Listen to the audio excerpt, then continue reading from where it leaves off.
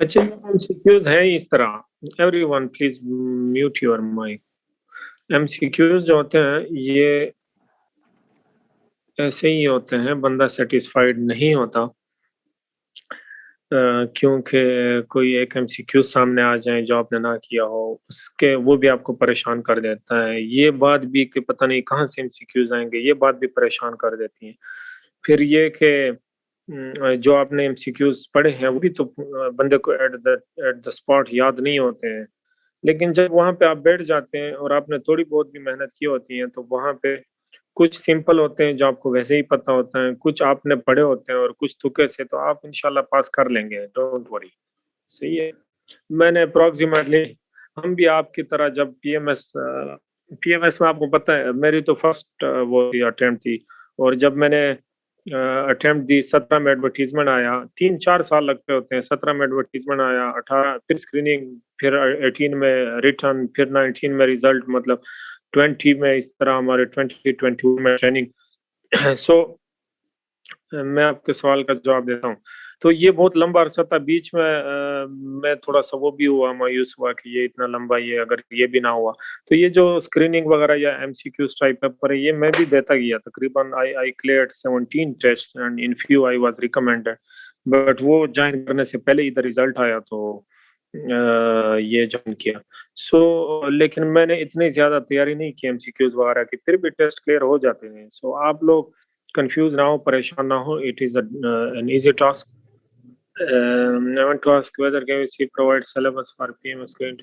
Syllabus तो आपके roll number जब आ जाते हैं इसमें भी होता है आपके जो है पीएमएस जो है 25% सीट की पॉलिसी नहीं थी। आपकी बात ठीक है, 25% नहीं, 40%। पहले 40% मार्क्स लेने थे, उसमें मेरा क्वालिफाइड था। मेरे मार्क्स तकरीबन 280 प्लस थे। और फिर ये 20% कर दिया गया था, प्रो स्ट्राइक हुई थी। और सेकंड बात ये है कि 25 उसके सीट वाली पॉलिसी भी हो, आपने थोड़ी बहुत तो मेहनत होगी। यस, मैंने Haris Khan, you don't know about my CSS attempt. मैंने 2018 अटेम्प्ट दी थी एंड आई हैड 686 मार्क्स। और मेरा इस्लामियात फेल हो गया था। इस्लामियात फेल हो गया था, 30 आउट ऑफ 100 थे मेरे। 18 के बाद मैंने अटेम्प्ट नहीं दी। मैंने सोचा था कि मैं आराम से अटेम्प्ट दूंगा अगर ये पीएमएस का पता चल जाए, ताकि मैं रिलैक्स होके जाऊं। इस्लामियात मेरा फेल था। इस्लामियात के फेलियर के भी वजूहात जो मैंने सोचे हैं प्रोबेबल, वो भी मैं आपके साथ कभी शेयर करूंगा। This was my 2018 attempt. उसके बाद मैंने, यस इंशाल्लाह आई विल ट्राई, बिकॉज मैं अगर पास होता तो, मैं वैसे फाटस हूँ, पास होता तो I would be allocated to PS group, जो कि मेरा विश है। तो पीएस ग्रुप में आजकल तो पीएमएस और पीएस में भी इतना वो नहीं रहा है। हाँ, अगर आप 22 ग्रेड में, फिर पीएमएस का कोटा नहीं है। अदरवाइज तो आजकल पीएमएस और पीएस वाले 5 साल में तकरीबन डीसी लग जाते हैं, अभी भी पीएमएस वाले। और इवन लोअर लेवल पे तो कोटा पीएमएस का प्रोविंशियल लेवल पे ज्यादा है और सीएसएस का कम है। और आजकल बहुत ज्यादा वो भी हुई है, सिचुएशन बेहतर हुई है। Philosophical essays in which sense, what do you mean by philosophical essays? अभी इस पे आ जाए, 2 मिनट हमने ऑलरेडी जाया कर दी इस पे। आप क्वेश्चन पूछ ले, मैं साथ जवाब दे देता हूँ। जैक्वेस देरिडा के इंपॉर्टेंट हम क्वेश्चंस देख लेते हैं। सबसे पहला क्वेश्चन, डीकंस्ट्रक्शन।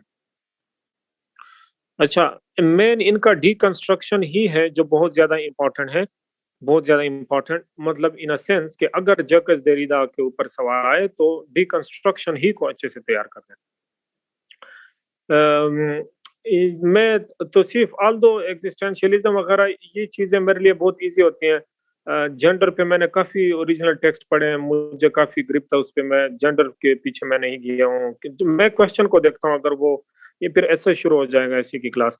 क्वेश्चन अगर अगर इवन फिलोसफी का ऐसे है लेकिन वो कंट्रोडिक्टरी है, समझ ना आए कि एग्जामिनर क्या पूछना चाह रहे हैं, या थोड़ा सा उसको कंट्रोडिक्टरी बनाने की कोशिश की हो, कंफ्यूजिंग हो, तो मैं रिस्क में नहीं जाता हूँ, मैं इजी उस पे जाता हूँ।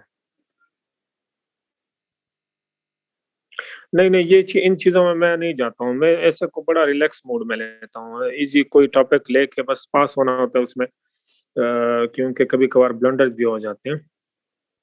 यस। सो डिकंस्ट्रक्शन उनकी मेन इंपॉर्टेंट, और डिकंस्ट्रक्शन के फिर वेरियस टॉपिक्स हैं जो कि अलहदा भी आ सकते हैं, like free play of language या नथिंग आउटसाइड ऑफ लैंग्वेज। हाँ, लैंग्वेज की बात वो कैसे करता है।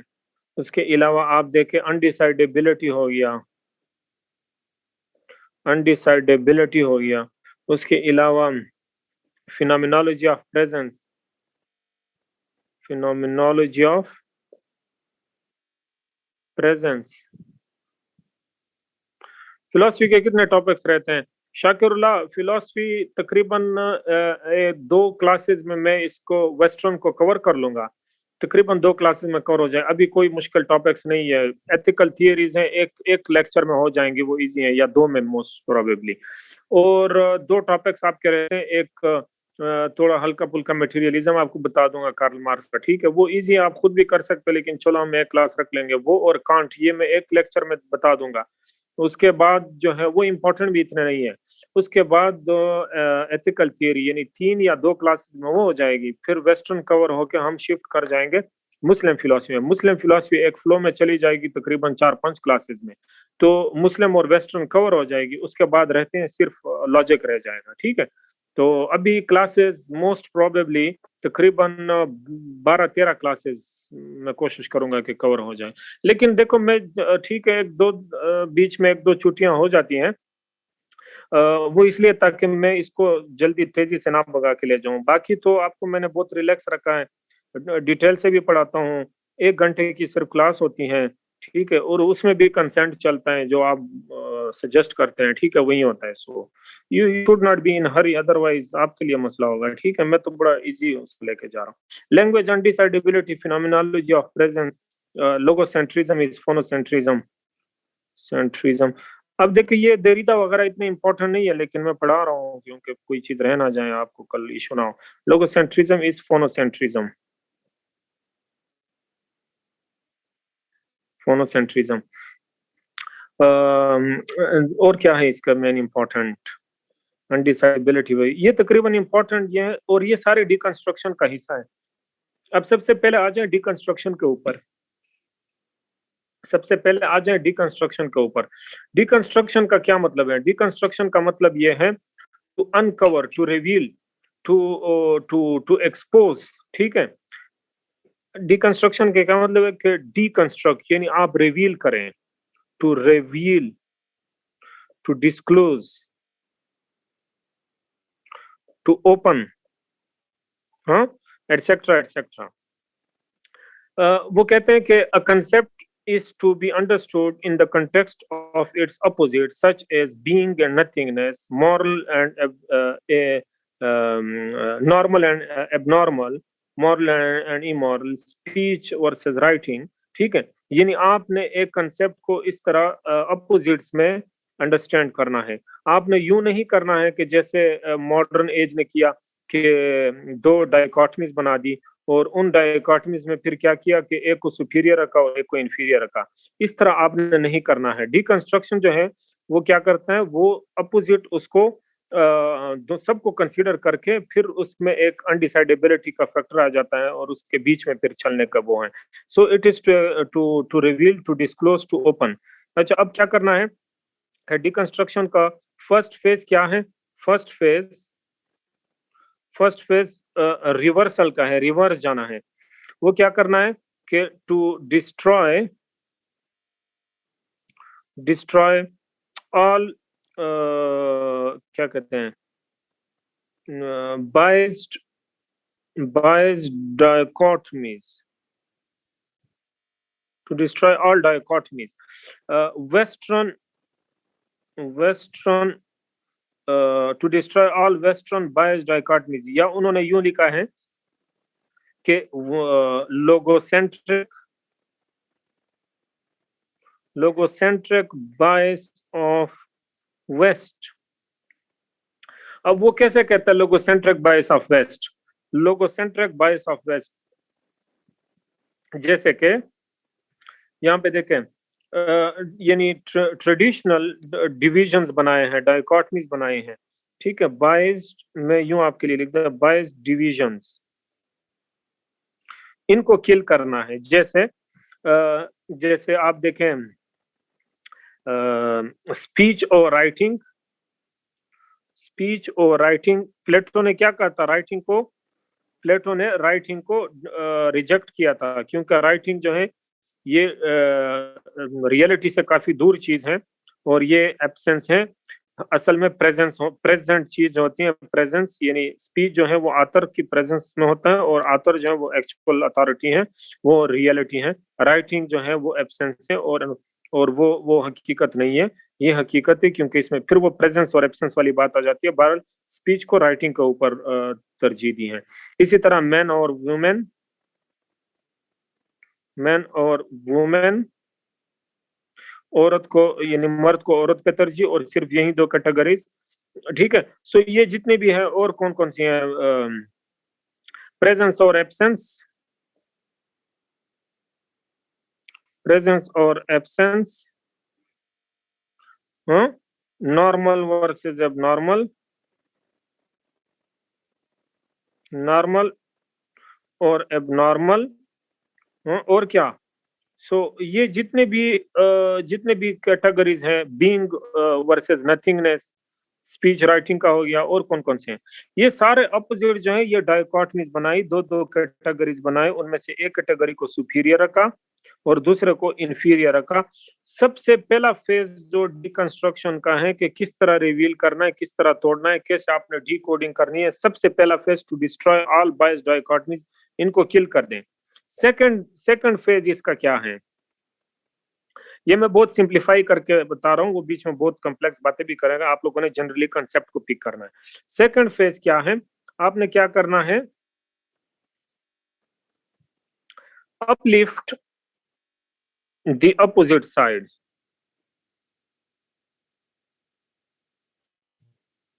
uplift the opposite sides and अच्छा, पहले uplift the opposite sides, इसको पहले समझें। अब वो कैसे हैं, जैसे now it shall be, now writing और speech, now writing और स्पीच, अब राइटिंग की स्पीच के ऊपर गलबा है, इसको वो कहता है लोगोसेंट्रिज्म इज,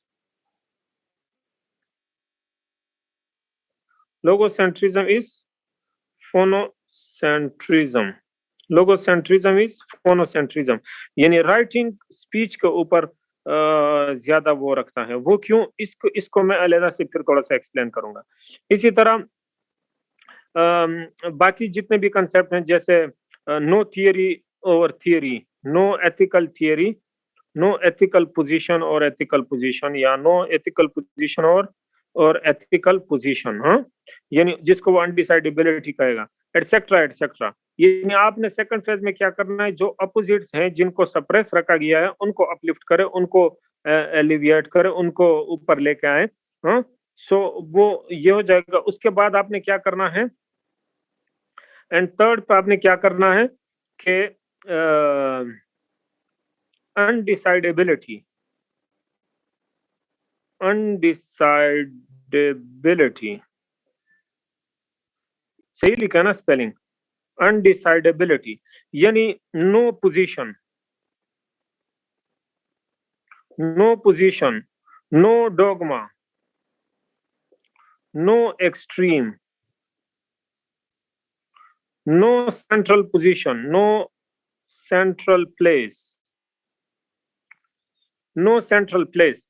अब ये चाहे ये अनडिसाइडेबिलिटी चाहे एथिक्स में हो, चाहे एथिक्स में हो, आप ये नहीं कह सकते हैं कि मैं एब्सोल्यूटिस्ट हूं, आप ये नहीं कह सकते हैं कि मैं प्रैग्मेटिस्ट हूं, आप ये नहीं कह सकते हैं कि मैं यूटिलिटेरियन हूं। No ethical dogma, no ethical theory, you are each time in a unique position, you are each time in a unique position, Derrida कहता है हर बार आप एक यूनिक पोजीशन। ये चलो एथिकल उसमें हम थोड़ा सा पढ़ेंगे, मुझे याद दिलाएं, एथिकल थियरी थोड़ा सा बता दूंगा आपको। अच्छा, सो नो सेंट्रल प्लेस। इसी तरह लैंग्वेज के अंदर, लैंग्वेज के अंदर अगर हम देख ले तो उनका एक कंसेप्ट है लैंग्वेज के अंदर, जिसको वो कहता है dissemination, dissemination, sorry, dissemination. Dissemination क्या? An endless shifting from sign to sign which can never be determined or fixed by reducing them to the signifying process to some transcendental point or end point, यानी no transcendental or end point. Endless, आप यूं लिखे, endless shifting of language या text के अंदर, ठीक है, language या टेक्स्ट के अंदर। और वो कहता है कि हम क्यों कहें कि स्पीच सुपीरियर है, राइटिंग इंफीरियर? राइटिंग और स्पीच तो सेम, यानी if speech is the presence of author, then writing is the presence of absence. So writing is also presencing, writing is also the presence of absence, यानी उस absent चीज को presence दे रहा है, ठीक है। ऑल्दो ऑथर डेड है लेकिन ऑथर को प्रेजेंस दे रहा है, so they both are presence, तो इसलिए वो प्रेजेंस की थियरी दे रहा है। Dissemination is endless shifting from sign to sign, from sign to sign. आगे वो कंटिन्यू करता है, लिखता है कि यानी नो एंड पॉइंट और स्टार्ट पॉइंट, नो एंड या transcendental point, no transcendental point, or no transcendental point या no transcendental और एंड पॉइंट, यानी कोई ऐसा शुरू वाला stage, start point, end point नहीं है, बल्कि endless chain of sign to sign. ये एक्चुअली यूं है जैसे एक साइन दूसरे साइन को, वो तीसरे साइन को, वो चौथे साइन को, वो चौथे साइन को, वो इस तरह साइन साइन साइन और यूं चलता है। इसलिए वो कहते हैं कि there is no external to language, there is no external to language, language is the free play of language. Sign means कोई सिंबल, जैसे मैं कहता हूं कि बंदा, अब ये क्या है? Isn't it a sign? मतलब बंदा जो वर्ड है, वर्ड सिग्निफायर साइन या इवन मैं ये कह दूं कि केट का वर्ड जो है ये एक साइन है, सिंबल है। साइन मींस कि आप इसको मैं अगर बहुत सिंप्लीफाई रखूं, इसको मैं अगर देरिदा या बहुत डीपली फिलोसॉफिकल सेंस में ना लूं, साइन इज जो जो जो सिग्निफाई करे, ठीक है। एक सिग्निफाइड होता है, एक सिग्निफायर होता है, ठीक है। सिग्निफायर और सिग्निफाइड। सिग्निफाइड वो साइन होता है जिसको रिप्रेजेंट कर रहा होता है, ये साइन रिप्रेजेंट कर रहा है इस साइन को, तो ये साइन सिग्निफाइड बन जाता है और ये सिग्निफायर बन जाता है, ठीक है। तो फिर ये सिग्निफाइड जो है ये फिर सिग्निफायर बन जाता है। और so language is self referential, इसलिए वो कहता है कि there is no external to language, ठीक है। सो वो कहते हैं कि the free play of language as an endless difference of meaning, endless chain है उसका, और कोई सेंट्रल कोई वो पोजीशन है, तो ये लैंग्वेज में अनडिसाइडेबिलिटी है। सो कहने का मकसद ये है कि डिकंस्ट्रक्शन को वो यूं लेता है कि डिकंस्ट्रक्शन में आपने रिवील करना। अभी तक आपके जहनों पे पर्दा है, पर्दा कैसे डाला गया है कि वेस्टर्न डाइकोटमीज बनाई गई है मेल और फीमेल की, और राइटिंग और स्पीच की फिर उन डाइकोटमीज में एक को ऊपर लेकर आए, दूसरे को सप्रेस किया, एक को वैल्यू दी है, दूसरे को वैल्यू नहीं दी। प्लेटो ने स्पीच को वैल्यू दी है, राइटिंग को डिस्करेज किया है, खासकर पोएट्री कि it is the copy of copy, और ये ऑथर से बहुत दूर चले जाते हैं राइटिंग, और ऑथर मर जाते हैं और राइटिंग फिर औरों के उसके हाथों चढ़ जाता है वगैरह वगैरह। ये जो है देरिदा जो है ये कहते हैं कि पहले आपने उन डाइकोटमीज को खत्म करना है, फिर आपने उन अपोजिट साइड्स की अपलिफ्ट करनी है, फिर आपने ऐसा ओवरऑल स्टेज बनाना की इक्वालिटी है, और आप अनडिसाइडेबल और आप किसी एक एक्सट्रीम को पोजीशन ना लो। दिस इज देरिदास डिकंस्ट्रक्शन, ये जनरली है। अब इसमें जो छोटी मोटी चीजें हैं, जैसे लोगोसेंट्रिज्म इज फोनोसेंट्रिज्म,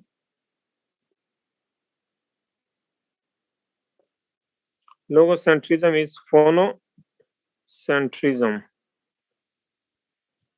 इसमें अगर मैं फॉर इंस्टेंस प्लेटो की का हवाला दे दूं, तो प्लेटो ने क्या कहा था कि स्पीच और राइटिंग, स्पीच को ज्यादा तरजीह दी राइटिंग से, ठीक है। अगर हम देरिदा को देख लें तो देरिदा ने क्या किया था कि राइट और स्पीच,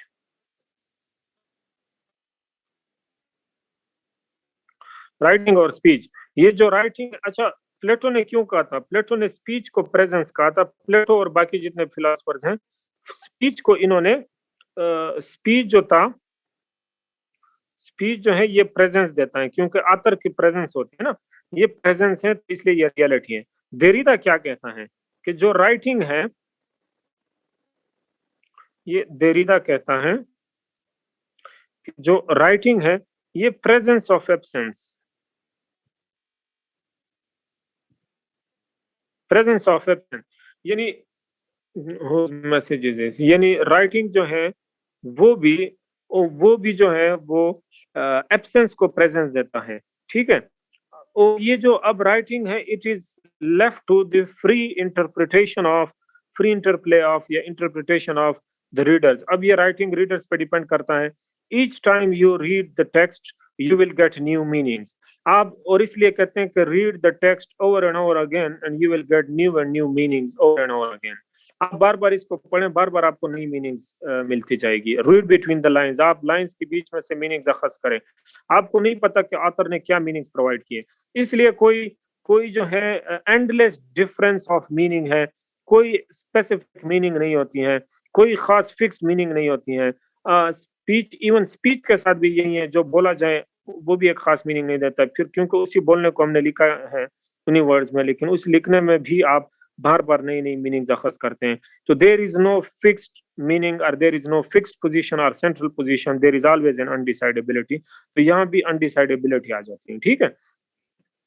अनडिसाइडेबिलिटी मैंने आपको ऑलरेडी बता दी कि आप कोई पोजीशन नहीं लेते हैं, आप क्या कहते हैं, आप नॉन पोजीशन में हैं।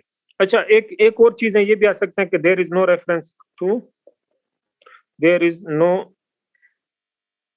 Reference outside language, there is no reference outside, outside language, there is no reference outside language. कोई लैंग्वेज के आउटसाइड कोई रेफरेंस नहीं। ये वही है कि साइन और सिग्निफायर टू सिग्निफाइड और sign to sign to sign, ये प्रोसेस यूं चलता है, ठीक है। कोई आउटसाइड, और वो कहता है कि वर्ड जो है वो थिंग्स और उसको नहीं रिप्रेजेंट करते, बल्कि साइन टू साइन, ये वही एंडलेस चेन ऑफ से जिसको वो डिसेमिनेशन कहता है। There is no reference outside language, nothing exist outside language, nothing exist outside language, outside language. Free play of free play of language as an endless difference of meaning, ये उनके quotations है। सो कहने का मकसद ये है कि उनका जो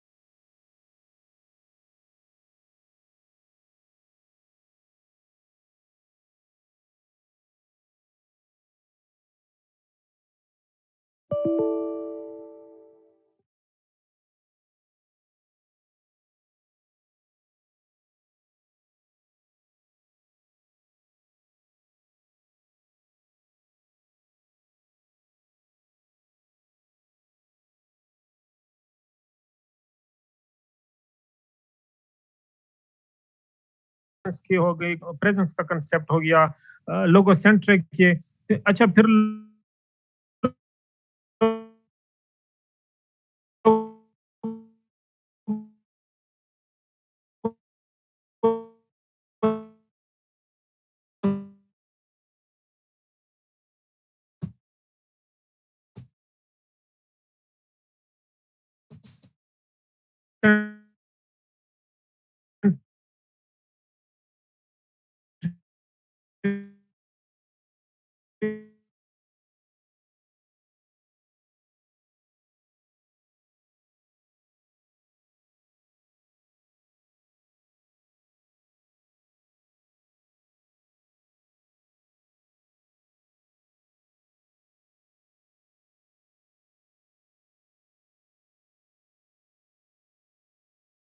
इम्पोर्टेंट नहीं है, मेन कंसेप्ट यही थे उसके, ठीक है। अब एक और इम्पोर्टेंट टॉपिक पा जाए जो कि मुझे लगता है इसको आप अच्छे से देख लें, वाइटलिज्म में भी पीएमएस में वैसे आ जाए, वाइटलिज्म के ऊपर डिटेल लिखना, वाइटलिज्म, ठीक है। अच्छा, वाइटलिस्ट मूवमेंट जो है, इनका ये नहीं है कि डिफरेंट इन्होंने वो दी हो, थियरीज हैं, वो मैं भी आपको बताऊंगा। चूंकि ये आपके एक वाइटलिस्ट फिलोसफर है जिसको आल्दो वो भी इसके ऊपर बहुत डिस्कशन है, कुछ फिलोसफर्स कहते हैं कि ये इसकी जो ये फलानी थियरी है वो वाइटलिज्म की नहीं है, कुछ कहते हैं नहीं, वाइटल थियरी जो है एलन वाइटल का कंसेप्ट, बर्क्सा की बात मैं कर रहा हूँ, तो हेनरी बर्क्सा जो है वो वाइटलिस्ट है, तो वो आपके सिलेबस में वो मैं भी पढ़ा दूंगा इसके बाद। बाकी इसके जो कुछ थियरी कंसेप्ट्स हैं या अप्रोचेस हैं या थियरीज हैं वो भी मैं आपको बता दूंगा। जनरली इसके जो कंसेप्ट है वो ये है कि ये लिविंग ऑर्गेनिज्म की वो बात करते हैं कि living organisms are different from non living things because they contain, living organisms contain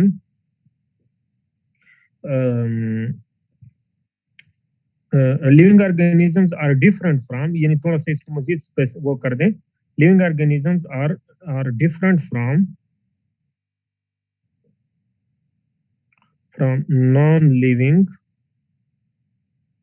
organisms because they contain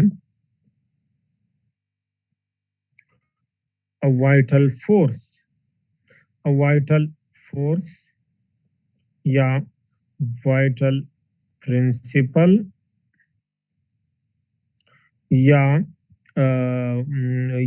energy, vital energy या कोई स्पार्क वगैरह, या एंड पे इनका जो एक वो भी आया था एलन वाइटल, कोई ऐसी फोर्स, ऐसी ताकत, ऐसी चीज है, एक साइंटिफिक उसमें विज मेडिएट्रिक्स भी है, क्या विज मेडिएट्रिक्स, यानी ऐसी एक पावर है, एक ताकत है के मेडिएट्रिक्स, विज मेडिएट्रिक्स, ऐसी एक एनर्जी है, एक प्रिंसिपल है, इंटरनली कोई ऐसा एक फ्लूइड है, एक मादा है। अब ये इसमें भी डिफरेंस है, कुछ इसको फ्लूइड कहेंगे जैसे साइंटिफिक मूवमेंट वाले, कुछ इसको प्रोसेस का नाम देंगे, कुछ को एनर्जी का नाम देंगे, कुछ इसको एलन वाइटल कहेंगे जैसे बर्क्सा, हेनरी बर्क्सा की थ्योरी हम पढ़ेंगे। सो अब ये जो इन्होंने कहा कि ये मौजूद होता है लिविंग ऑर्गेनिजम्स में जिसकी वजह से वो लिविंग होते हैं, वो इसलिए कहते हैं। अब इनके एग्जांपल्स कुछ यूं हैं कि जैसे आप मुझे बताएं, फ्लावर और क्लाउड्स, इसमें कौन सी चीज लिविंग है? Which thing is living? Flower और क्लाउड्स में कौन सी चीज लिविंग है? नहीं, vitalism is a different philosophy, it is entirely a different movement. और ये तो ग्रीक माइथोलॉजी जो है वो लोग भी इसको वो करते हैं। इट इज पोस्ट मॉडर्निज्म तो रिसेंट है, वाइटलिज्म बहुत अर्लियर है और चलता आ रहा था और कंटिन्यू था, इसके डिफरेंट स्टेजेस पे डिफरेंट कंसेप्ट, यानी मेटाफिजिकल स्टेज था, फिर साइंटिफिक, फिर मुख्तलिफ अदवार, फिर लेटर हेनरी बर्क्सा आ जाता है। ये एक ऐसी जो वक्तन फवक्तन उसके कंसेप्ट चेंज होते गए लेकिन काफी अरसे से आता गया, और डिफरेंट अदवार में फिलोसफर्स उसके कंसेप्ट, यानी पहले प्योर प्रिंसिपल और एनर्जी की बात करते थे और एलन वाइटल की बात, फिर आहिस्ता आहिस्ता फिर विज मेडिएट्रिक साइंटिफिक बन गया, फिर प्रोसेस तक ले आए, डिफरेंट थियरीज हैं उसमें, ठीक है। It is entirely a different movement, ठीक है। Vitalism is entirely a different movement. अच्छा, इसमें से देखें, फ्लावर जो है ये लिविंग है। अब आप मुझे बता सकते हैं कि फ्लावर लिविंग क्यों है और क्लाउड्स नॉन लिविंग क्यों है? यानी क्लाउड्स क्यों लिविंग नहीं है, किस वजह से फ्लावर जो है वो लिविंग है? वो कौन सी चीज है जो लिविंग के अंदर है जिसकी वजह से वो लिविंग है? What is it? Why a living thing is living thing? Why clouds are not living and why although, अच्छा, एनी साइंटिफिक रीजन हो या जो भी हो, ठीक है, आप साइंटिफिक दे दें, फिर मैं आपको साइंटिफिक उसकी तरफ लेके जाऊंगा बाद में। बिकॉज दे ग्रो, अच्छा, इफ दे ग्रो, अगर ग्रोथ की बात है तो गैलेक्सीज जो हैं, galaxies also grow. For instance, there was no star, then comes a star, then comes stars, and after coming of the stars, there is a galaxy, and a galaxy is whatever shape it is. For instance, our galaxy, where the solar system is in an elliptical shape, having three arms. ठीक है, no, this is our galaxy. This is our galaxy. This is our galaxy having three arms.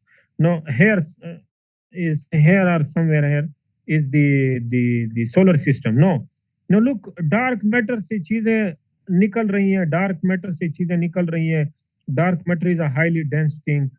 ये भी example देते हैं वाइटलिस्ट के. अच्छा, क्या Galaxy जो है, गैलेक्सीज क्या ये लिविंग थिंग्स हैं? क्या गैलेक्सीज लिविंग थिंग्स हैं?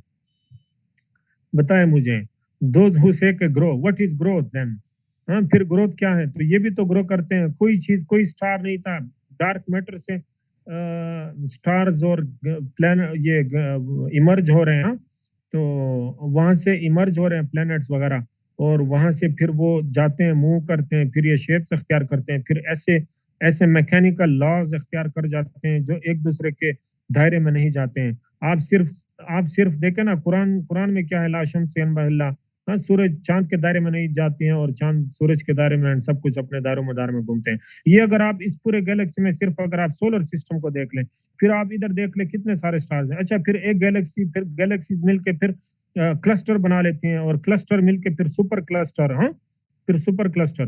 तो अब आप खुद देखें ना, ये भी तो बनते हैं, ग्रो करते हैं, फिर टूट जाते हैं. तो ये इनको लिविंग क्यों नहीं कहते? मूव भी करते हैं. इनके अंदर मूवमेंट कौन लेके आया?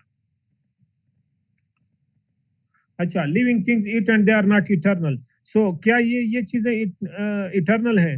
नॉन लिविंग सुधारण, क्या ये नॉन लिविंग चीजें जो है ये इटर्नल है? नहीं, ये भी तो खत्म होती हैं. गैलेक्सीज बन जाती हैं, खत्म हो जाती हैं. वो क्या कहते हैं एक साइंटिस्ट के, we all are from the dark matter and we all owe to the dark matter. हम सारे डार्क मैटर से हैं और हम सारों ने डार्क मैटर की तरफ ही जाना है. वो big bang theory and big chunk theory क्या है? कभी पढ़ लें जो स्टीफन हॉकिंग की जो है book, a brief history of time. Very interesting, very short book and very precise, very very interesting. Big bang theory यहाँ से शुरू हो जाती है. एकदम एक्सप्लोजन हो जाता है और हाई टेम्परेचर और चीजें एक्सपेंड होने लग जाती हैं. फिर आहिस्ता आहिस्ता चीजें कूल होती जाती हैं, और फिर आहिस्ता आहिस्ता चीजें जो है वो श्रिंक होने लग जाएगी.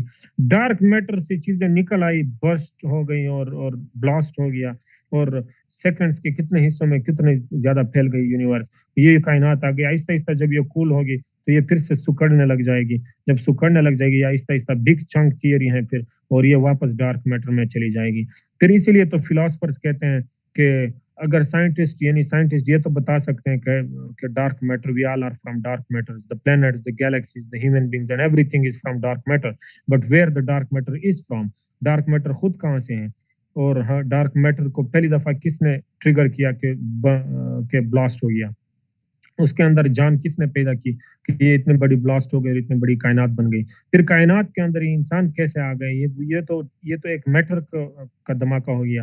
फिर ये इंसान बीच में कैसे आ गया? ये लिविंग चीज, ये लाइफ आई कहाँ से है? ये इस लाइफ को, इस लिविंग थिंग के एक्चुअल वजह को जानना जो है, ये वाइटलिज्म है कि why living things are living and why non living things are living. What is the actual differentiating thing और कंटेंट और फीचर और quality inside living thing that makes it. ये एक्चुअली वही है, एसेंस मालूम करना लिविंग थिंग का. ठीक है, कि जानदार चीज का एसेंस क्या है, कि जिसने इसको जानदार बनाया है. Life is governed bye a spirit, life is distinct. ये उनके मेन प्रिंसिपल्स है, आप लोग पढ़ ले. लाइफ इज डिस्टिंक्ट, लाइफ जो है, लाइफ डिस्टिंक्ट है. Life is governed bye a spirit, by spirit. Life is governed by Ellen Whitehall. ये कुछ ये कहते हैं by Wismedriatrix. ठीक है, ये सारी कंसेप्ट है.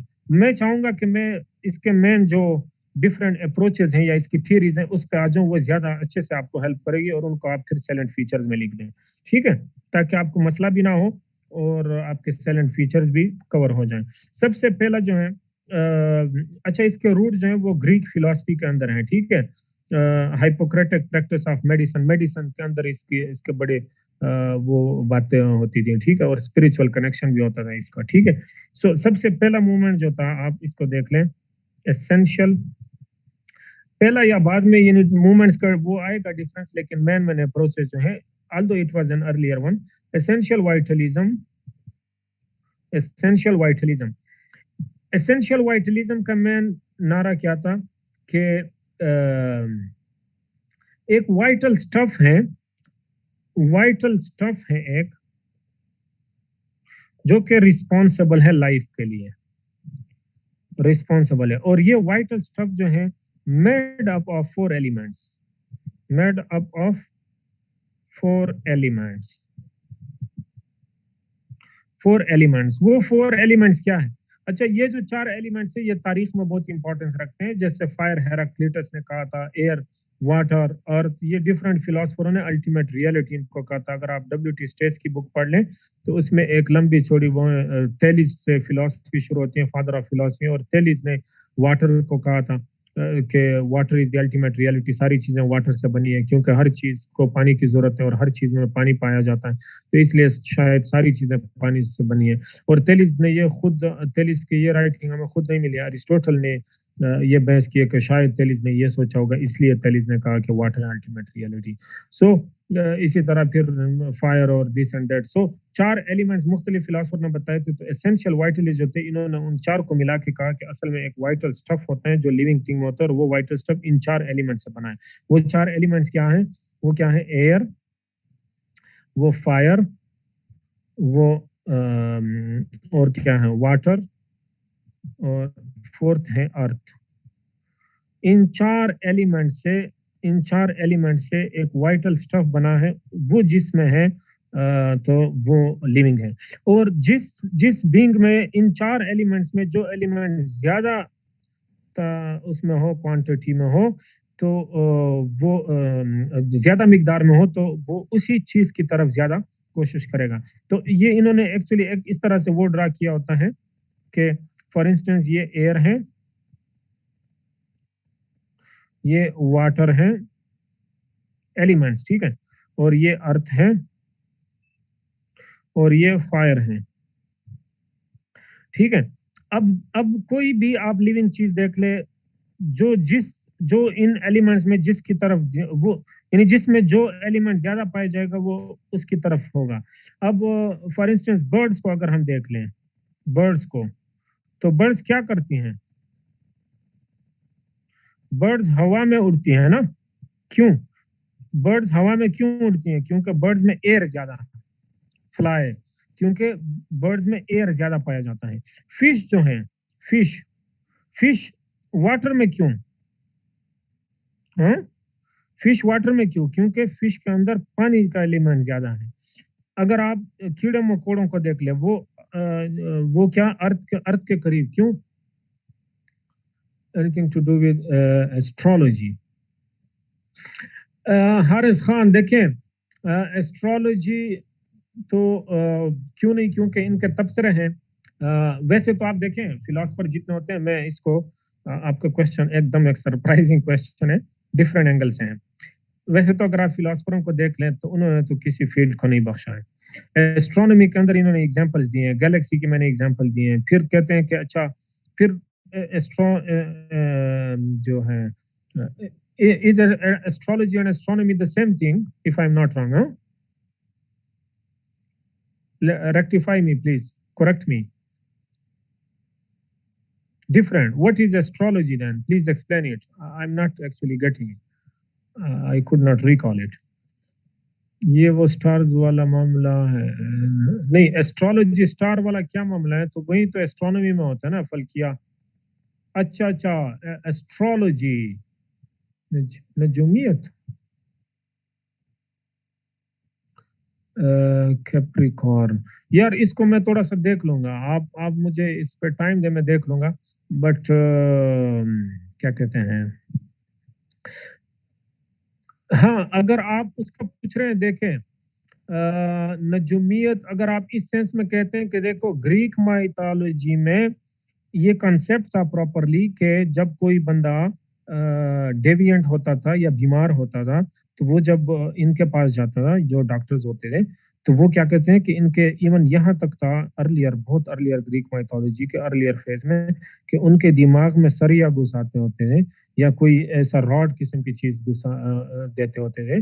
ज़ोडिएक साइंस, अच्छा अच्छा, ठीक है, एस्ट्रोलॉजी रिलेटेड टू हॉरोस्कोप, सही है। It is out of my, things are above my mind, मैं इनको नहीं ग्रास्प कर पा रहा हूँ, लेकिन हाँ इतने हद तक कि इसमें स्पिरिचुअलिटी का फैक्टर था। और बाकायदा कहते होते हैं कि इम्प्योर सोल अंदर आया है, इम्प्योर स्पिरिट अंदर आया है, तो इसके स्पिरिट को प्यूरिफाई करने के लिए वो इस तरह के बारबेरिक तरीके अख्तियार करते होते थे। तो इन ये वाइटलिज्म और वाइटल फोर्स, वाइटल एनर्जी, फिर इम्प्योर फोर्स, ये बातें कनेक्टेड है, ये उसको ये बहस होती है और ये मेटाफिजिकल दौर में ये बातें होती है, ठीक है। आहिस्ता आहिस्ता जब ये साइंटिफिक बन गया तो प्योर विज मेडिएटर जो है, जो आपके नर्व्स के अंदर फ्लो करता है, तो फिर आ गया आपके बॉडली फीचर जो कि आपके कंक्रीट उसको एट्रीब्यूट किया गया, फिर उसके ऊपर तनकीद है। अभी आहिस्ता आहिस्ता आपके सामने चीज ओपन होगी, लेकिन जो आपका स्पेसिफिक सवाल है उस रिलेटेड मैं अभी अपॉलॉजीज मेरी तरफ से, मैं उसको कंफर्म कर लूंगा, थोड़ा सा सर्च करूंगा, फिर मैं आपको बताऊंगा, बजाय इसके कि मैं आपको गलत जवाब दूं। I could not recall it. और एस्ट्रोलॉजी के ऊपर तो मेरा इतना ग्रिप भी नहीं है, मैं थोड़ा सा समझ लूंगा, फिर शायद मैं आपको बता सकूंगा कि हाँ ये कंसेप्ट्स तो हैं इनके फिलोसफरों के, ठीक है। अच्छा, अब आ जाए, ये था एसेंशियल वाइटलिज्म। अच्छा, एसेंशियल वाइटलिज्म के बाद आ जाता है क्या नाम था, मेटाफिजिकल वाइटलिज्म, ठीक है। मेटाफिजिकल वाइटलिज्म, मेटाफिजिकल स्पेसिफिकली, ठीक है। ये तो स्टफ की बात करते हैं, एसेंशियल स्टफ है।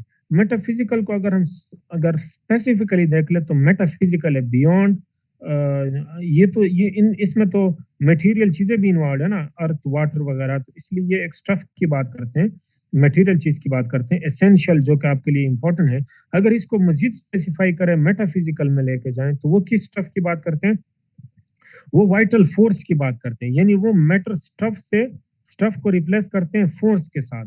और इन्होंने जो कंसेप्ट दिए हैं, ये anima, the anima classical age में, फिर सोल की बात जो है, अब ये जो सोल जैसी बातें आ जाती हैं, सोल और स्पिरिट, यहाँ पे आपका जो सवाल है ना, वो एड्रेस होता है, लेकिन इसको मैं डिटेल से देखूंगा, हारिस खान।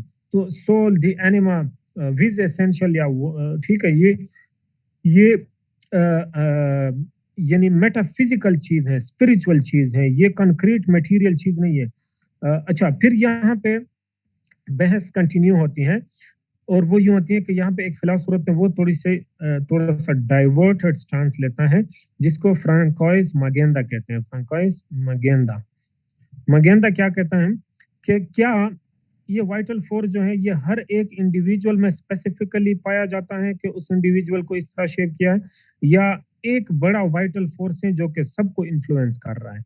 तो ये यूं कहता है कि व्हाई नॉट, कि इसको हम एक जनरल वे में, कि vital force in a general way, vital force in a general way which influences all, in a general वे, यानी क्यों ना हम बजाय इसके कि हर एक इंडिविजुअल के अंदर वाइटल फोर्स हम कंसेप्चुअलाइज करें, द एनिमा, यानी हर एक एनिमल के अंदर द एनिमा यानी एक स्पिरिट, एक एनर्जी मौजूद होती है, अरिस्टोटल की बात।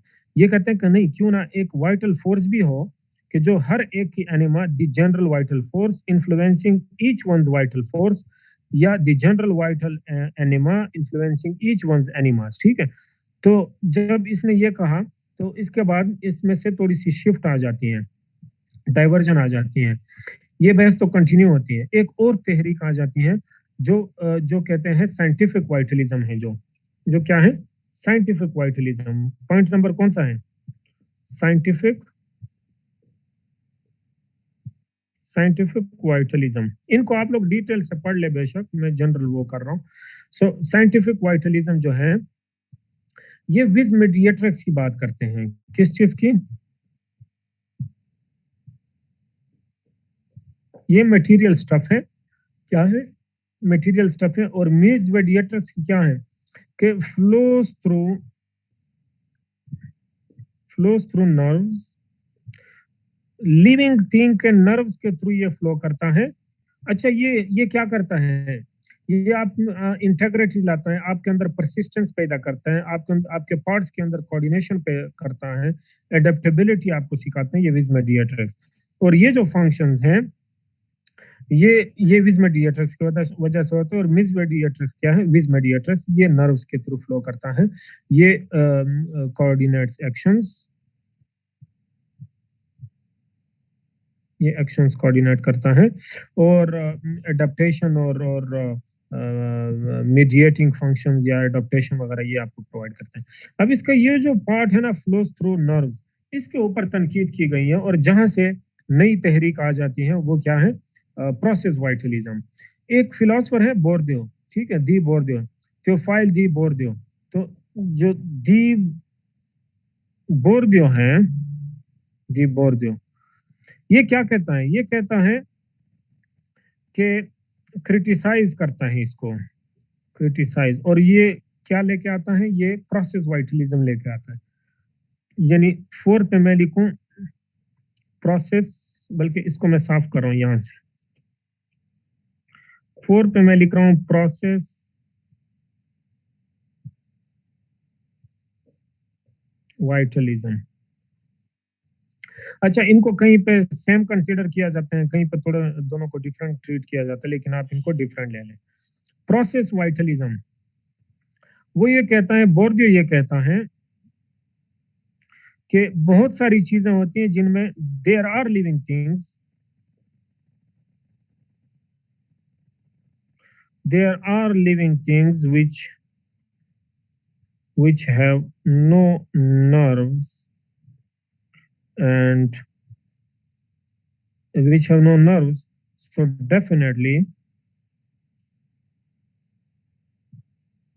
के स्पेलिंग भूल गया हूं, डेफिनेटली क्या है? स्पेलिंग भूल गया हूं, बताएं मुझे। So definitely no with mediatrix, definitely, so I was definitely, thank you. So अच्छा जी, so there are living things which have no nerves, जिनके नर्व्स नहीं होते हैं, तो डेफिनेटली उनके अंदर विज मेडिएट्रिक्स भी नहीं होता। अगर विज मेडिएट्रिक्स नहीं है, but yet they possess all living qualities। कौन सी लिविंग क्वालिटीज? वो कौन सी क्वालिटीज हैं? कोऑर्डिनेशन, एडेप्टेबिलिटी, कंसिस्टेंसी, वगैरह वगैरह। ये जो क्वालिटीज जो विज मेडिएट्रिक्स पैदा करता है, वो सारी इनमें यूनिटी ऑफ पार्ट्स, परसिस्टेंस वगैरह। तो वो ऑर्गेनिजम्स लिविंग भी हैं और ये सारी क्वालिटीज भी रख रहे हैं, लेकिन उनमें नर्व्स नहीं है। फोर्थ पॉइंट, ठीक है, मैं बताता हूँ। प्रोसेस वाइटलिज्म अभी आया नहीं है, प्रोसेस वाइटलिज्म मैं अभी बताऊंगा कि ये सजेस्ट करेगा। ये तनकीद है साइंटिफिक वाइटलिज्म के ऊपर कि अगर विज मेडिएट्रिक्स, किसका क्वेश्चन है? अगर विज मेडिएट्रिक्स मुंशीमा, अगर विज मेडिएट्रिक्स ये चीजें लेके आते हैं, कोऑर्डिनेशन, एडेप्टेबिलिटी, कंसिस्टेंसी, परसिस्टेंसी वगैरह, यूनिटी ऑफ पार्ट्स और coordination of parts, coordination of functions, अगर ये कैरेक्टरिस्टिक्स विज मेडिएट्रिक्स पैदा करता है, तो विज मेडिएट्रिक्स तो बहुत सारे और विज मेडिएट्रिक्स की वजह से लिविंग थिंग्स है, तो ये विज तो बहुत सारे, और ये नर्व्स में फ्लो करता है, तो बहुत सारे लिविंग थिंग्स है जिनके अंदर नर्व्स नहीं होते हैं, और ये तो नर्व्स के अंदर फ्लो करते हैं। अगर नर्व्स ही नहीं है तो ये तो फ्लो नहीं करेगा। अगर ये फ्लो नहीं करेगा तो फिर ये क्वालिटीज पोजेस कैसे करते हैं? तो इसका मतलब विज मेडिएट्रिक्स नहीं है। तो एक्चुअल चीज क्या है?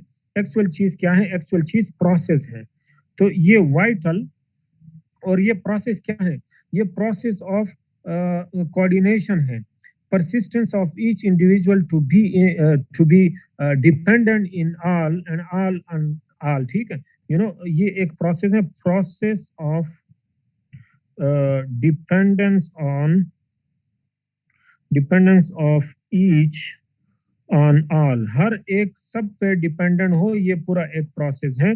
और इस प्रोसेस, जैसे बीज की वो एग्जांपल देता है, बीज, मक्खियां, बीज के अंदर नर्व्स नहीं है, वो कहते हैं बीज के अंदर नर्व्स नहीं होते हैं। आल दो आजकल प्रीवियस बैच में एक स्टूडेंट है, था, जोलॉजी का स्टूडेंट था, तो वो उन्होंने भी थोड़ी-सी बहस इस पे की थी कि 20 के अंदर ये है, वो है।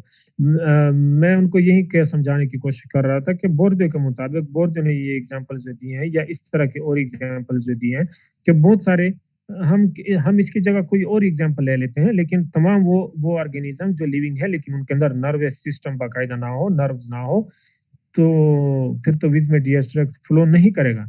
सो वो और फिर वो कहते हैं कि ये बीज के अंदर नर्व्स भी नहीं है, विज़मेडिएट्रिक्स भी नहीं है, लेकिन फिर भी जो बीज होते हैं वो हाईली वो होते हैं, क्या कहते हैं, कोऑर्डिनेटेड वे में होते हैं और ना जगह भूलते हैं, लाइन में चलते होते हैं और प्रॉपर वे में अपने-अपने वो ऑक्युपाइड किए होते हैं उन्होंने, छत्ता जो उनका होता है उसके अंदर अपने-अपने प्लेसेस ऑक्युपाई किए होते हैं और अपनी ही जगह में आते हैं, अपनी जगह में बचा देते हैं और उसी को ही मेंटेन किए लाइन में चलते हैं। इनकी कोऑर्डिनेशन होती है, एक साथ चलते हैं, एक साथ जाते हैं, एक साथ छत्ता बना लेते हैं, एक साथ उठते हैं, एक साथ जगह छोड़ देते हैं। तो ये कोऑर्डिनेशन फिर क्यों है इनमें? ठीक है? ये तकरीबन सेल एंड इनके ब्रांचेस थे। अब जो एक मेन फिलॉसफर हैं, ये तो हमारे पास सिर्फ 10 मिनट रह गए हैं, तो बर्कशॉ को पढ़ लें जल्दी से ताकि ये कवर हो जाए। 10 मिनट तो वैसे भी रहते हैं, हाँ, 10-15 मिनट में इसको पढ़ लेते हैं, ताकि दोबारा से इसके ऊपर हम थैंक यू। सो अब एक एक मेन फिलॉसफर है जिसके एलन वाइटल फिलॉसफी को ये कहा जाता है वाइटलिज्म। ठीक है, हेनरी बर्कशॉ।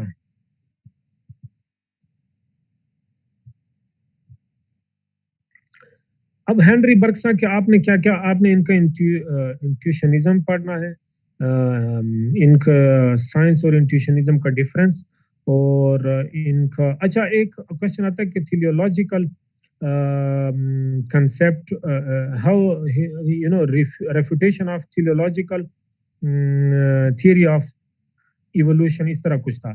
तो अब थियोलॉजी जो है थियोलॉजिकल आर्गुमेंट जो है उसका मतलब ये है कि यानी पर्पस और डिजाइन पे बेस्ड है, यानी हर चीज एक पर्पस एक मकसद के लिए होती है।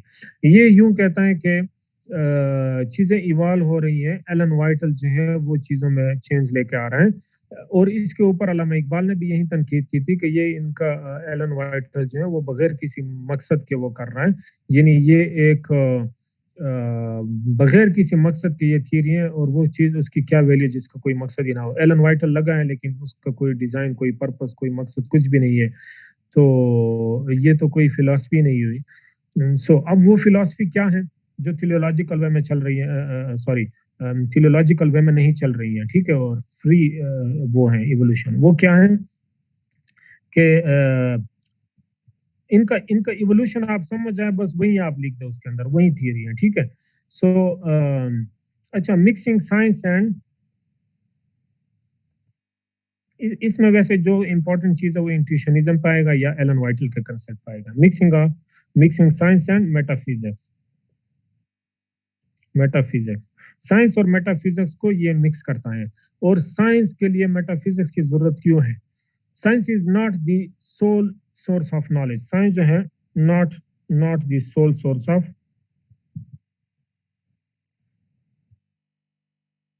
अच्छा, ये जो हारिस खान आपका सवाल था ना कि स्पिरिचुअल एस्पेक्ट या इस तरह के या सोल को लेके आना, नजूमियत तो मैं नहीं कह सकूंगा, हाँ इस सेंस में तो नजूमियत कह सकते हैं कि आप टाइम पीरियड को ऑब्जर्व करते हैं, आप इवोल्यूशन को फील करते हैं, आप चेंज को फील करते हैं, आप ड्यूरेशन को फील करते हैं। तो जब और ये एलन वाइटल आपसे करवाता है, तो उस सेंस में मैं कह सकता हूँ, लेकिन वो नजूमियत जो ऑर्डिनरी सेंस में हम ले सकते हैं उसमें मैं इसको नहीं लेता हूँ। हाँ, इसमें स्पिरिचुअल एस्पेक्ट है, वो भी आपके सामने क्लियर हो जाएगा। Not sole source of knowledge, not sole source of knowledge. अब वो क्या करता है, सबसे पहले आप देखें एनालिसिस और इंट्यूशनिज्म है ना, तो इसके साथ मैं लिख भी देता हूँ इंट्यूशनिज्म। वो एनालिसिस और इंट्यूशन में फर्क करता है, किस चीज में? साइंस को वो एनालिसिस कहता है, एनालिसिस और versus intuition, analysis versus intuition. इसका डिटेल जो है वो नोट्स अवेलेबल हैं आपके पास शायद हो, तो मैंने प्रोवाइड किए हैं, वो डिटेल में है, या आपके पास वो मटेरियल भी होगा, बुक्स भी हैं आपके पास, आप पढ़ सकते हैं। मैं सिंप्लीफाई करके शॉर्ट में पॉइंट्स बताने की कोशिश करूंगा। एनालिसिस जो है ये साइंस है, साइंस एनालिसिस करता है। और इंट्यूशन जो है ये मेटाफिजिक्स है। ये क्या है? मेटाफिजिक्स। मेटाफिजिक्स ये जो एनालिसिस है ये ऑब्जर्विंग पॉइंट के ऊपर डिपेंड करता है। Depends on observing point. जहां से आप ऑब्जर्व कर रहे हैं उसी पॉइंट के ऊपर ये डिपेंड करता है, तो इसलिए ये आपको हकीकत नहीं देता है। ये different for different observers, different for different observers, ठीक है। और ये रिलेटिव रियलिटी है। मैं भी आपको समझाऊंगा कि ये क्यों ऐसा है। Relative reality, relative reality, yes it is subjective, यानी यानी ये हर एक सब्जेक्ट पर डिपेंड करता है, ठीक है। अच्छा, एक और चीज, एनालिसिस जो है, बल्कि मैं इसको बाद में थोड़ा सा एक्सप्लेन करूंगा, अभी इन पॉइंट्स पे आ जाएं, फिर कंफ्यूजन क्रिएट हो जाएगी। ये है रिलेटिव रियलिटी, यानी ये डिपेंडेंट ऑन द ऑब्जर्वर। ये नॉलेज बाय ऑब्जर्वेशन है। ये नॉलेज बाय, जो कि ट्रू नॉलेज नहीं है, ये नॉलेज बाय ऑब्जर्वेशन है, ये ट्रू नॉलेज नहीं है। ट्रू नॉलेज वो है, वो क्या, वो मैं बताऊंगा। ये एक्सप्रेस्ड बाय सिंबल्स और words, not felt, expressed by symbols, और हकीकत हम सिंबल्स के थ्रू नहीं एक्सप्रेस कर सकते हैं। ये एक्टिव लाइवली एक्सपीरियंस नहीं है, not the active lively experience, it is not the active lively experience, ठीक है। ये ऐसा कोई लाइव एक्सपीरियंस नहीं है जैसे इंट्यूशनिज्म है, ठीक है। अच्छा, इट रिड्यूसेस टू कॉमन, आप कॉमन नोन एलिमेंट्स या टू कॉमन एलिमेंट्स या to common static elements, you know, reduces a thing या ऑब्जेक्ट टू कॉमन एलिमेंट्स। और जब वो कॉमन एलिमेंट्स में एक चीज को रिड्यूस कर जाते हैं तो उस बीच में बहुत सारे कंट्रोडिक्टरी या बहुत सारे और एस्पेक्ट जो होते हैं वो एलिमिनेट किए जाते हैं, वो इग्नोर किए जाते हैं। तो इसलिए अगर आप कंट्रोडिक्टरी चीजों को इग्नोर करते हैं तो ये तो हकीकत तक आप नहीं चले गए, आपने तो जस्ट एक कंसेंसस बिल्ड कर दिया, आपने तो मसले का हल या हकीकत तक आप नहीं पहुंचे। अब ये इंट्यूशनिज्म क्या है? ये एब्सोल्यूट नॉलेज है, ये एब्सोल्यूट नॉलेज है। अब मैं इसकी एग्जांपल जब दूंगा तो आपके सामने क्लियर हो जाएगी कि ये एब्सोल्यूट नॉलेज कैसा है। ये overcoming the limitation of particularity or subjectivity, ये overcomes the limitations of particularity या सब्जेक्टिविटी। जो पार्टिकुलर सब्जेक्टिव मींस के डिफरेंट ऑब्जर्वेशंस होते हैं, डिफरेंट ऑब्जर्वर्स के डिफरेंट होते हैं, उस लिमिटेशन को ये ओवरकम करता है। वो कैसे, अभी मैं एग्जांपल्स के थ्रू बताऊंगा। थोड़ा सा शायद आपको टफ लगे, लेकिन इतना टफ भी नहीं है, आप लोग इसको समझने की कोशिश करें। ये ऑब्जेक्ट के अंदर इंटरिंग है, ये एक ऑब्जेक्ट को ऐसा ग्रास्प करते हैं जैसे वो रियली है, you know, to grasp an, it is to grasp an object as it really is। ये जैसे ऑब्जेक्ट रियलिटी में है वैसे उसको ग्रास्प करना है, ठीक है। सो अच्छा, कुछ इंपॉर्टेंट पॉइंट के, अब इसको मजीद अगर हम एलाबोरेट कर दें, तो ये क्या करता है? ये रिड्यूसिंग होल टू एलिमेंट्स, वो मैंने आपको बता दिया, होल टू एलिमेंट्स। ये साइंस, आप इसमें साइंस की बात भी कर सकते हैं, आप इसमें एनालिसिस की बात कर सकते हैं। ये साइंस के स्पेसिफिकली साइंस को एट्रीब्यूटेड है ये फैक्टर्स, और ये मेटाफिजिक्स को, ठीक है, जो मैं अभी बताऊंगा। ये होल टू एलिमेंट्स क्या करता है? Whole to elements. फिर उसके बाद क्या करता है? यूनिकनेस जो है, यूनिकनेस उसको खत्म करके उसको एक कॉमनैलिटी बना लेता है। हर एक चीज यूनिक होता है, reducing uniqueness, you're reducing uniqueness, makes things static, makes alive things static and passive. Static and passive example से आपको मजा आएगा, अभी आप पॉइंट्स लिख लें। अच्छा, making differences disappears, making differences disappear.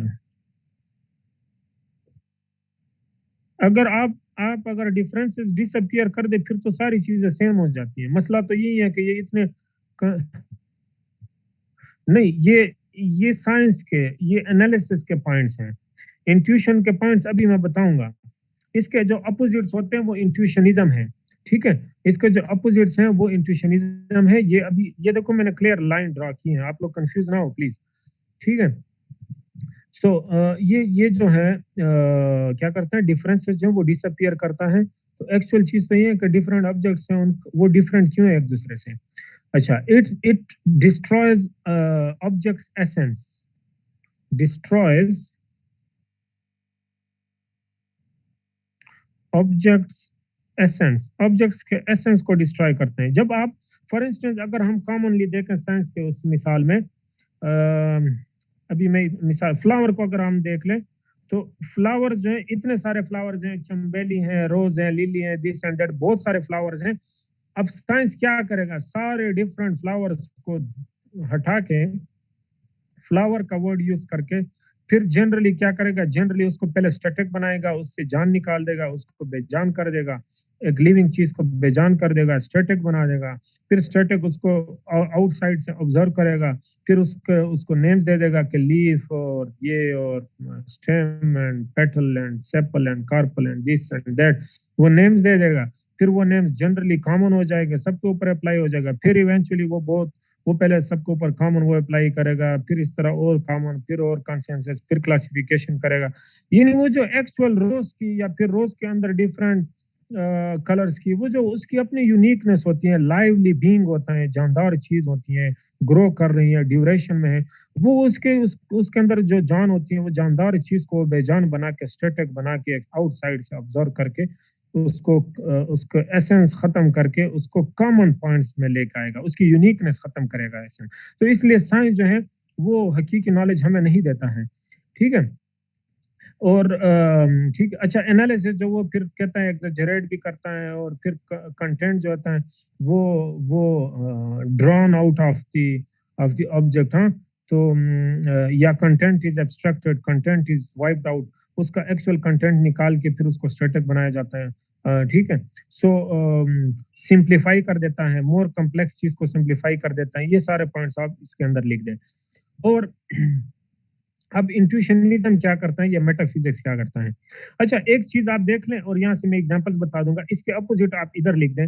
और एक एग्जांपल मैं दे दूंगा कि ये एनालिसिस को वो क्या कहता है, एनालिसिस कहता है कि ये to analysis is to you know move around an object, you know, analysis is to move around an object. Analysis is to move around an object. Like this is a duster for me and I am a scientist or analyst. I will analyze it from outside.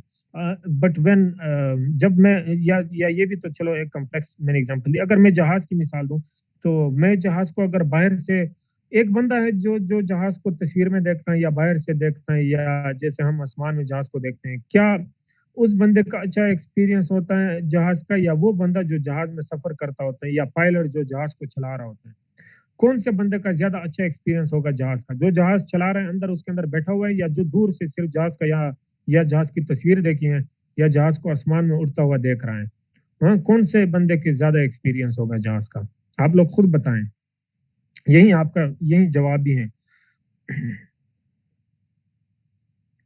The one inside, very good. So intuitionism के लिए clear वो terminology क्या use करते हैं कि we enter into it, क्या कहता है कि we enter into it. There are two different ways of knowing. One is to move around an object, and the other is we enter into it. We enter into it, यानी into the object, into the object। फिर वो मिसालें देता है, वो मिसालें 3-4 किस्म की देता है। एक पेरिस की मिसाल देता है। अब एग्जाम्पल है, examples, picture of Paris, picture of Paris. Paris की तस्वीर देखने से आप पेरिस को ज्यादा अच्छे से समझ सकते हैं, या टू गो इनटू पेरिस, या पेरिस जाने से आप पेरिस को अच्छा समझ सकते हैं। Before we said that science does not see an object holistically, but in case of place it is, in case of plan it is holistically। ठीक है, आपकी बात मैं समझ गया, एंड वेरी गुड पॉइंट, कि अगर एक्सटर्नली है तो हम उसको होलिस्टिकली देखते हैं। ये होलिस्टिक का मतलब ये नहीं है आप लिटरल सेंस में ले रहे हैं। होलिस्टिक का एक तो ये मतलब नहीं है कि आप उसको ऊपर से देखें। होलिस्टिक का मतलब ये है कि आप उसके ब्रॉडर पिक्चर को, आप उसके अंदर सारी चीजें समा के, आप उसके अंदर सारी चीजें कंसीडर करके एज ए होल इसका पिक्चर बनाएं। ये अब एक और यूनिक क्वेश्चन है। हमजा मुतैर कहता है कि पेरिस के अंदर जाना इंट्यूशनिज्म क्या है। ये मिसाल दे रहा है कि आप बजाय इसके, अभी अभी थोड़ा सा और इसमें शिफ्ट आएगा, अभी ड्यूरेशन की बात आएगी, मूवमेंट डेवलपमेंट की बात आएगी। बात ये है कि पेरिस का जो पिक्चर है वो तो स्टैटिक चीज है, यानी साइंस ऐसे करता है एक एक जानदार चीज को जो कि ग्रो कर रहा है, जो कि इवोल्यूशन में है, जो कि चेंज में है, ड्यूरेशन में है, बिकमिंग में है, उस मोबिलिटी, डेवलपमेंटल, बिकमिंग, ड्यूरेशनल ऑब्जेक्ट को स्टैटिक बना के ऑब्जर्व करता होता है। तो जब हम एक चीज को स्टैटिक बनाते हैं, बेजान बनाते हैं, उसके बाद अगर हम उसको ऑब्जर्व करते हैं तो ये तो हकीकत नहीं है। ये ऐसे हैं जैसे हम पेरिस की तस्वीर को देख के पेरिस के ऊपर लंबी चौड़ी बातें करते हैं कि मैं तो पेरिस को एक्सपीरियंस किया। और क्या आप अगर किसी एक सिटी की तस्वीर देख के क्या आप उस सिटी को अच्छा सा ऑब्जर्व कर वो एनालाइज कर सकते हैं? नहीं। साइंस ऐसे करता है। इंट्यूशनिज्म ऐसे है कि इंट्यूशनिज्म को आप एक्सप्लेन नहीं कर सकते हैं कि इंट्यूशनिज्म क्या है। ये वो फीलिंग्स हैं, ये वो तासुर है, ये वो मेंटल सिचुएशन है कि जब आप एक चीज को इतना लाइवली एक्सपीरियंस करें कि उसको ड्यूरेशन में देख ले, ये इंट्यूशनिज्म है। So in intuitionism we enter into an object. अब ये ऑब्जेक्ट का मतलब ये नहीं है कि आप जैसे जहाज की मिसाल तो मैंने समझाई है, ये पेरिस की मिसाल से समझाते हैं, टू गो इनटू पेरिस। फिर वो कहता है कि you know associating yourself with hero, associating yourself with hero, yourself with hero and becoming a hero। Actual hero या एक्चुअल हीरो का एक्सपीरियंस क्या होगा? To become the actual hero, खुद हीरो बनने से होगा, या खुद को हीरो के साथ एसोसिएट करना कि मैं तो फलाने हीरो जैसा लग रहा हूँ। एक्चुअल एक्सपीरियंस हीरो का कहाँ से आएगा? इधर से आएगा ये। But we haven't experience death ourselves. Good question Haris. No, it is the outcome of the philosophy कि हमने डेथ को एक्सपीरियंस नहीं किया। एग्जिस्टेंशियलिज्म का फायदा मिल गया आपको, so you may add in it into your criticism. देखिए ये परफेक्ट फिलॉसफी तो नहीं है ना कि हम कोई भी सवाल आप करें तो उसका जवाब अवेलेबल हो। तो ये जस्ट ये समझाने की कोशिश कर रहा है कि जिस चीज को भी हम जानने की कोशिश करते हैं, स्पिरिचुअल बंदा है, गॉड को हम एक्चुअली फील करें, गॉड को एक्सपीरियंस करें, गॉड के साथ इंटरेक्शन बनाएं और गॉड के करीब जाने की कोशिश करें। हम वैसे उसको स्टैटिक ना बनाएं, या हम जो है रियलिटी नेचर को हम सही से manipulate himself to be on the place of every being to experience the thing। very good, these all are, ये सारे तनकीद में आप इंक्लूड कर दें। फिर वो आर्म्स की भी बात करता है, आप अपना हाथ हिला रहे हैं और आप एक हिलते हुए हाथ को देख रहे हैं, तो अपने हाथ को हिलाना वो ज्यादा आप सही से एक्सपीरियंस करते हैं। एक्चुअली मकसद ये सिंप्लीफाई करने की अगर मैं कोशिश करूं कि एनालिसिस जो है वो बहुत सारे शॉर्टकमिंग्स का शिकार है। अगर आप एनालिसिस के साथ मेटाफिजिक्स को इन्वॉल्व कर दें तो तब आप जाके एक चीज को अच्छे से जान सकते हैं। फिर वो कहते हैं कि सेल्फ नॉलेज थ्रू इंट्यूशनिज्म, आप अपने आप को इंट्यूशनिज्म के थ्रू जान लें। सेल्फ नॉलेज यानी सेल्फ का नॉलेज या इंट्यूशनिज्म, आप इंट्यूशनिज्म के थ्रू सेल्फ का नॉलेज को भी जान लें। अभी आहिस्ता आहिस्ता एक 2 मिनट मुझे दे दें, फिर एलन वाइटल का कंसेप्ट आएगा, वो इस ये यही सारे काम एलन वाइटल करेगा, ठीक है। अच्छा, उसके बाद वो क्या करेगा कि इंट्यूशनिज्म क्या है? इंट्यूशनिज्म जो है टू थिंक इन ड्यूरेशन है। अब मैं इंट्यूशनिज्म के ऊपर बात करूंगा, थोड़ी सी साइंस की बात हो गई, इंट्यूशनिज्म और बस एंड करते हैं। To think in duration, sorry, to enter into it, यानी एक ऑब्जेक्ट के में इंटर होना, जाना वहां, तभी actual. To think in duration, to think in duration, आप ड्यूरेशन में सोचते हैं। intuition discovers that the self is a duration, a continuous flux, वो कहता है intuition discovers। साइंस क्या करता है? साइंस तो जनरल एनालिसिस करता है, जो मैन ऐसा है, इंडिविजुअल ऐसा है, वो मेरी आपकी बात नहीं करेगा। इंट्यूशनिज्म में तो हम यूनिक लाइव एक्सपीरियंस करते हैं अपने बीइंग को भी, हर चीज को। अच्छा, यानी duration discovers that the self, ये आप सेल्फ को, सेल्फ नॉलेज, इसको हेडिंग दे दें, self knowledge via intuitionism, by intuition, sorry, by intuitionism, ठीक है। intuitionism discovers that the self is a duration, मुझसे स्पेलिंग गलत हो रहा है, that the self is a duration, a continuous flux, changing चीज है। तो अगर सेल्फ को साइंस के हवाले किया जाए तो सेल्फ को ड्यूरेशन में नहीं देखेगा, कंटिन्यूअस फ्लक्स नहीं कहेगा, उसको स्टैटिक बनाएगा, अनचेंजिंग बनाएगा, और ऐसे जनरल प्रिंसिपल वो करेगा कि जैसे वो चीज तो इटर्नल हो, कभी चेंज ही ना होती हो। तो ठीक है। सो ये जो ड्यूरेशन, बिकमिंग एंड ड्यूरेशन है, scientist did not consider. Intuition considers mobility, change, duration, becoming,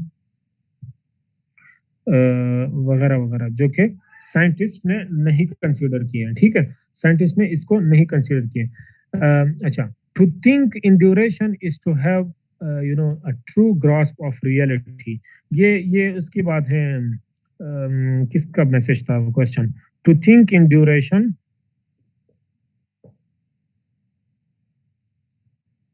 to think in duration is to have a true grasp of reality। जब आप ड्यूरेशन में सोचते हैं तो आपने रियलिटी को ट्रूली ग्रास्प किया, ठीक है। Intuition grasp change is reality, intuition grasp change and change is reality. और साइंस चेंज की बात नहीं, साइंस के साथ मसला ये है कि यूनिवर्स जो है, यूनिवर्सल ऑब्जेक्ट्स चेंज होते जाते हैं। वो एक स्टेशनरी चीज को ऑब्जर्व करके, स्टेशनरी बना के उसको डिफाइन कर लेता है, फिर उधर वो चीजें चेंज हो जाती है, फिर इसका ला इधर वो खराब हो जाता है, फिर ये हर वक्त नए नए लॉज बनाने के। सो ये फिक्सड ही लाने की कोशिश कर रहा है, ये स्टैटिक बनाने की कोशिश कर रहा है, जबकि रियलिटी ऐसा नहीं है। Reality is change,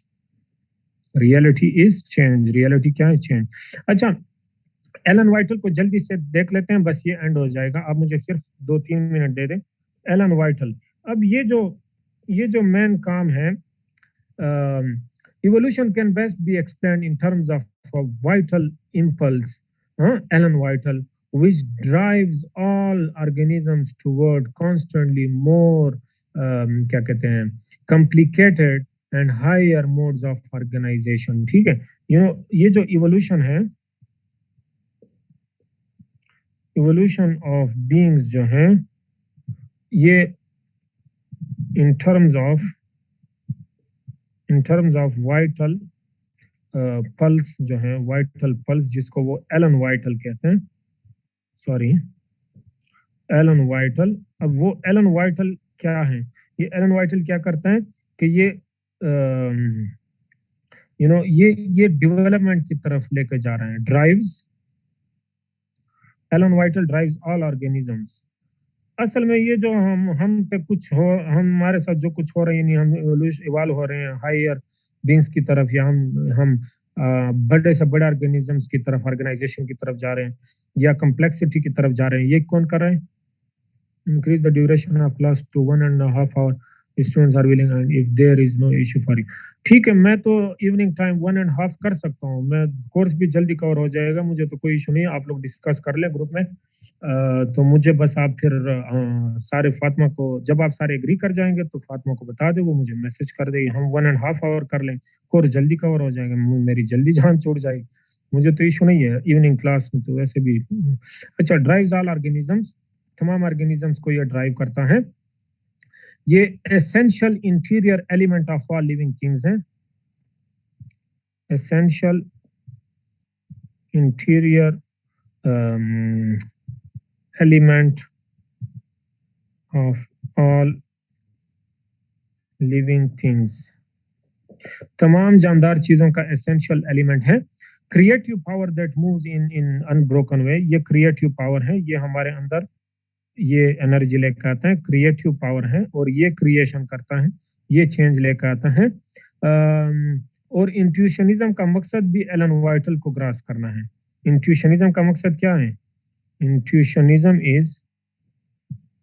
is to grasp elan vital. अब ये एलन वाइटल वही एनर्जी है ना जो हमें हमें लाइवली बना रहे हैं, हमें लिविंग बना रहे हैं। All things are motivated by Alan Whittle. So हमें मोटिवेशन कौन देता है? All things are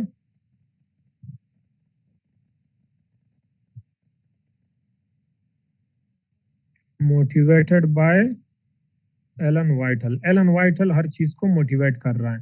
fundamental reality है, Alan Whittle is fundamental reality. Alan Whittle is fundamental reality, ठीक है, वगैरह वगैरह। ये एलन वाइटल के वो देख लें। रिलीजन में दो किस्म के रिलीजन बताते हैं, एक स्टैटिक मोड, एक डायनामिक मोड। ये स्टैटिक रिलीजन जो है वो उसको नहीं मानता है, ये डायनामिक मोड या डायनामिक रिलीजन को मानता है, जो कि चेंज और प्रोग्रेस और डायनामिज्म के ऊपर बिलीव करने वाला रिलीजन हो, जिसमें जिस तरह अल्लामा इकबाल ने भी बरकत से इंस्पायर होके किस चीज के वो इज्तिहाद की बातें की हैं। Reconstruction of the religious thought book में क्या लिखा है कि जो मूवमेंट है, यानी इस्लाम के अंदर इज्तिहाद का दर्स है, तो हमें बहुत सारे मसाइल के ऊपर बात करनी चाहिए ताकि ये जो चेंज आए यूनिवर्स में, इसके साथ इस्लाम इसके साथ डील करे और हम नए नए वो इस्लामिक प्रिंसिपल्स बनाए इज्तिहाद के जरिए से। तो ये क्या है, वो रिलीजन के अंदर भी इंट्यूशनिज्म को लेकर आते हैं, यानी वो रिलीजन से ही है जो इंट्यूशनिज्म पे बेस्ड है, जो कि डायनामिक है, जो कि इवोल्यूशन को के साथ डील करता है। डायनामिक रिलीजन ग्रास्प्स गॉड मोर विविडली, मिस्टिक्स, सेंट्स एटसेट्रा, तो ये जो है ये ज्यादा उनको वैल्यू देता है। ठीक है, this was all about Bergson, Henri Bergson. आप लोग इसको कर जी हमजा मुताहिर, यस प्लीज। ये इतने कुछ topics, what topics were discussed in the last class? I missed the class and nobody shared notes. Will cover it myself if you just mention. Last topic तो फूको और वो थे लियोटार्ड एंड फूको, ठीक है, post modernism के salient features थे और फूको and ये थे। कोई एक बंदा शेयर कर दे, इनके साथ कुछ नहीं होता, ठीक है। ओके जी, अल्लाह हाफिज।